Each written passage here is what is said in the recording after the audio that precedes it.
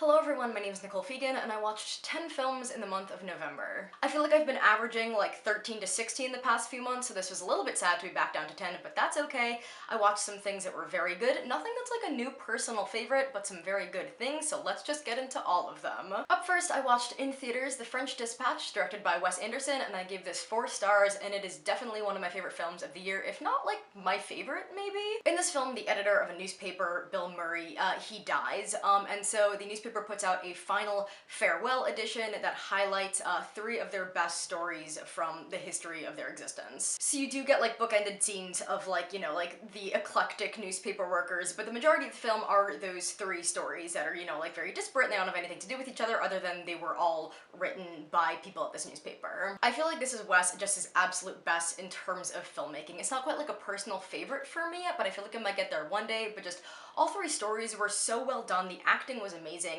For those curious, I liked the 3rd story best, and then the 1st, and then the 2nd, though I liked all of them, and in fact loved, I think, the 3rd and the 1st. Obviously, the major criticism for Wes Anderson is that he is all style and no substance, and I feel like if you watch this film and got that out of it, you'd be a complete madman, because I feel like the way he draws emotion and even like social commentary out of these 3 stories is just like so beautifully done. It's a very heartfelt film, and I also felt like at times like it felt kind of like a love letter to Bill Murray, because he is that main editor, and like Bill Murray is not going to be on this earth for like that much longer. I don't know how old he is, but he's clearly an old man, and I feel like this film just shows like so much love for him in the scenes that he is in, and I just thought this was a beautiful little film. If you get the chance to see it in theaters, I cannot recommend it enough. Again, I feel like as like an ode to like mediums of storytelling, it's something that's awesome to just like watch on a screen, but just like I really recommend getting around to this whenever you can.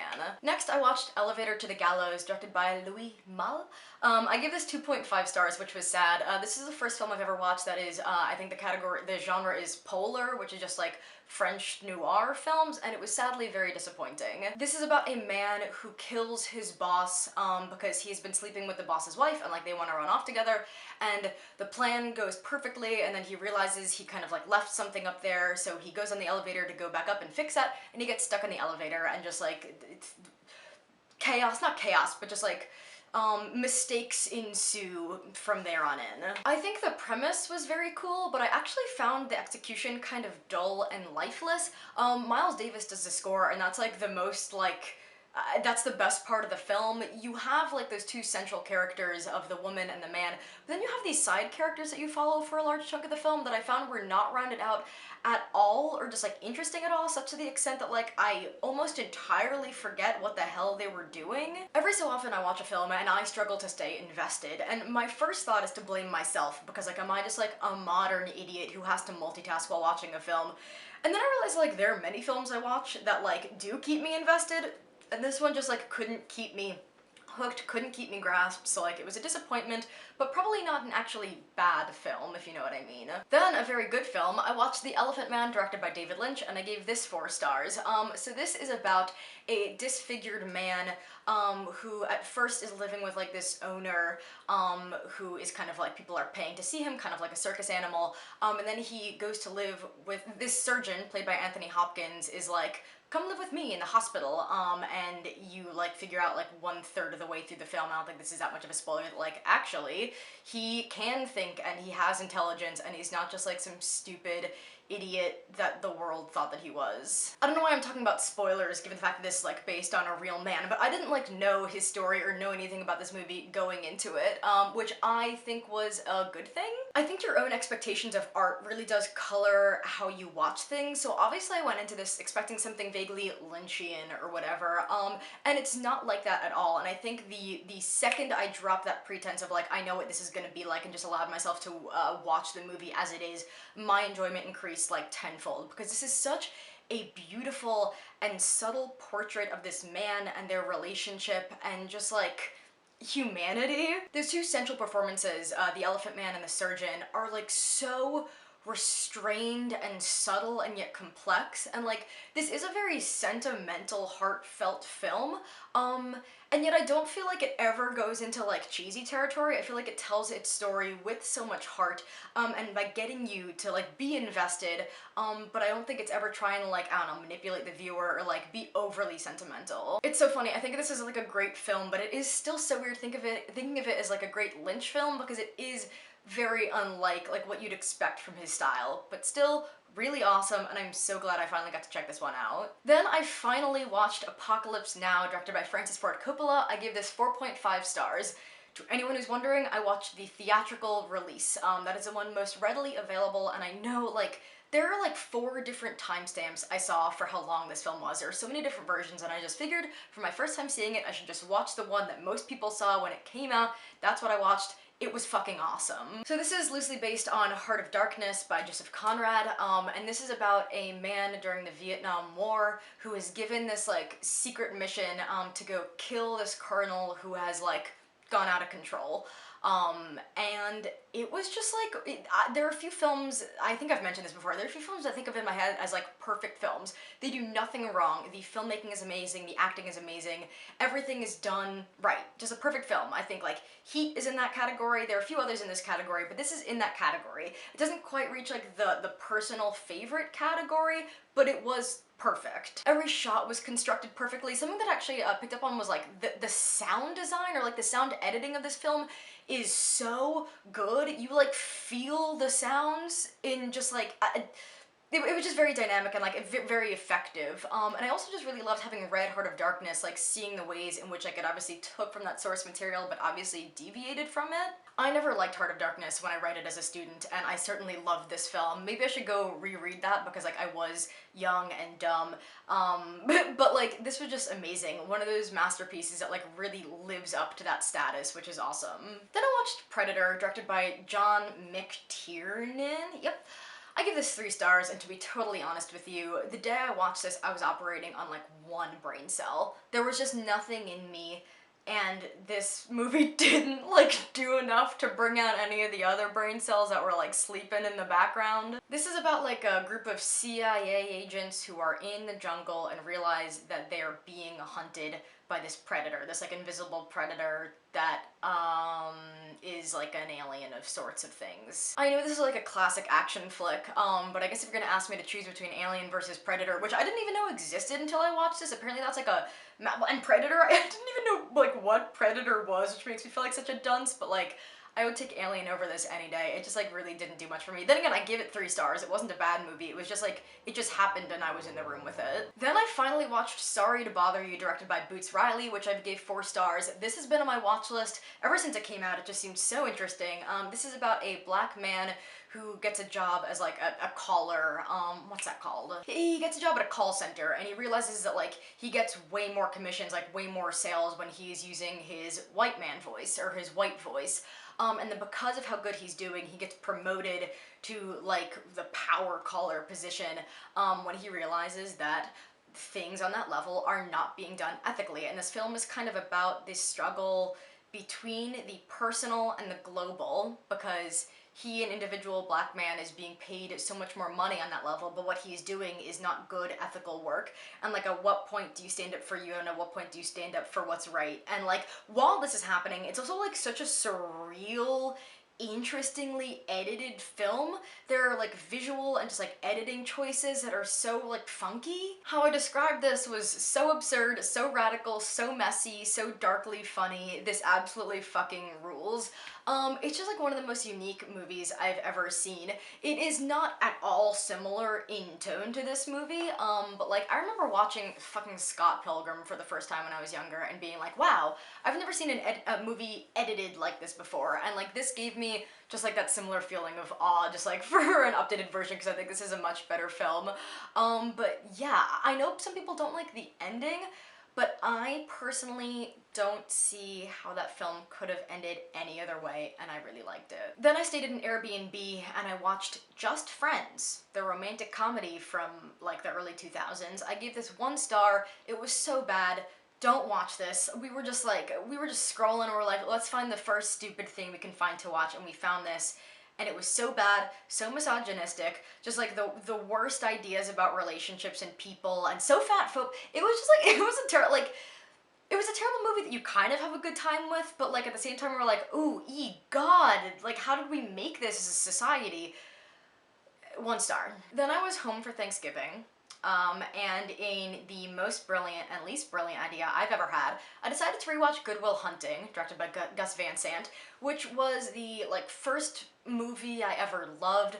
I watched it for the first time the night before my 15th birthday, and it changed my life. That has carried me through so many moments for so many years throughout high school and early college. I was like, it's a Good Will Hunting kind of night. There'd be a certain kind of bad or good I was feeling that I knew I had to rewatch it. It might be the movie I've seen the most in my life. I love it with my whole entire heart. If you've never seen this movie, oh my god, if I ever describe this, this is about Will Hunting, who is a young adult, he's 20 years old and he works as a janitor at MIT. He did not have a great family life. He lives in South Boston, which is not a great part of Boston.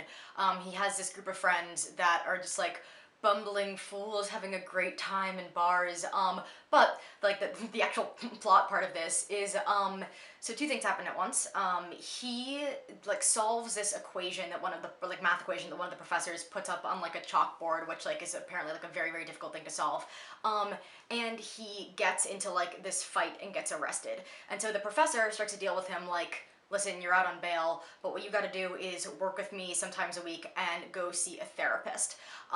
Which is probably the plot point that most people who haven't seen this movie know about this, is that Robin Williams plays a therapist, Matt Damon plays Will Hunting, Ben Affleck plays his friend. It's the most beautiful thing of all time. The way you watch him come of age and come to terms with himself and his past and his trauma, and also dealing with his past while dealing with the expectations everyone has of him, because obviously this professor sees so much academic potential in him because he has this genius brain, but is that what he wants? It might be the best coming of age movie of all time, and I think coming of age is usually, I don't know, associated with your teen years, but watching this 21-year-old man figure out life, I can't talk about this movie. I've probably been rambling for 2 minutes. It's just it means more to me than anything else I've ever seen.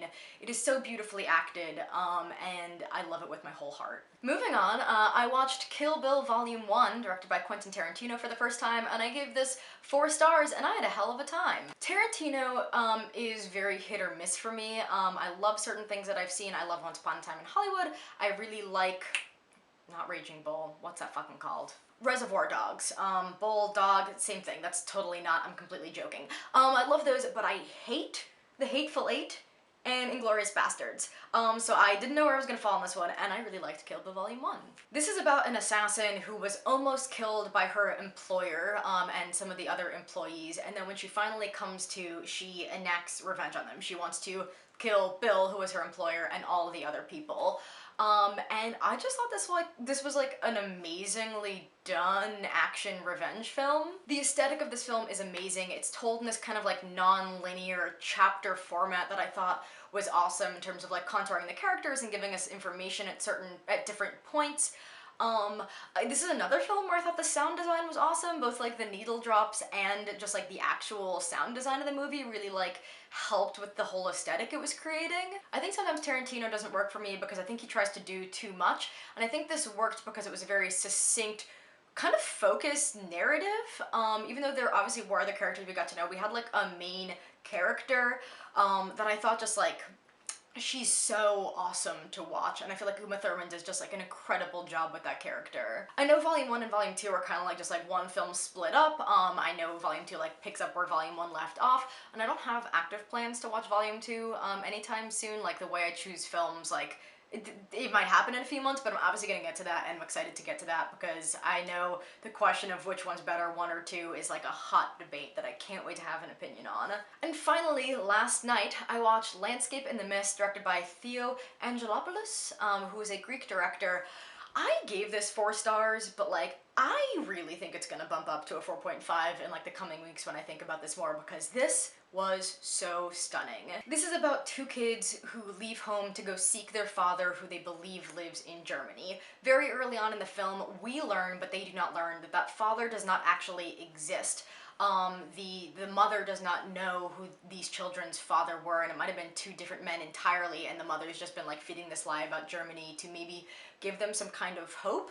But you just watch their journey on trains and on motorcycles, trying to find their dad, but mostly just like on the road, trying to survive on the road, and you slowly watch their loss of hope and loss of innocence. It is like so bleak. This is just a slow and deliberate and poetic film. Every single shot feels like just like immaculately constructed. I feel like the way this film works with movement and stillness and slowness is really brilliant, because like there's certain times where like, okay, the camera just like gets you to follow the exact thing it needs you to follow. Certain times like you stay in a shot for longer than you'd expect to stay in a shot, or like people or things in shots are still in ways you wouldn't expect them to be, which like really draws your eyes to the thing that is moving.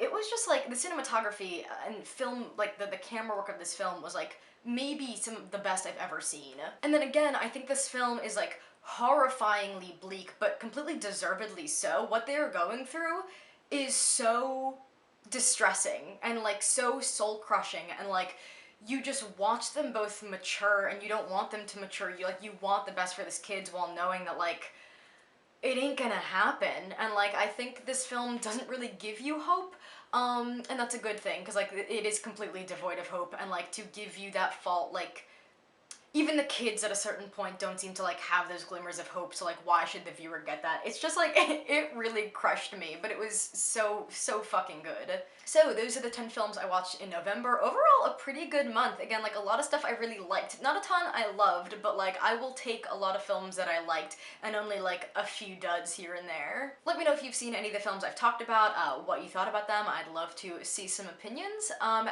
as always, if you have any recommendations from me, please leave them below. But thank you so much for watching, and you will see me in the next one.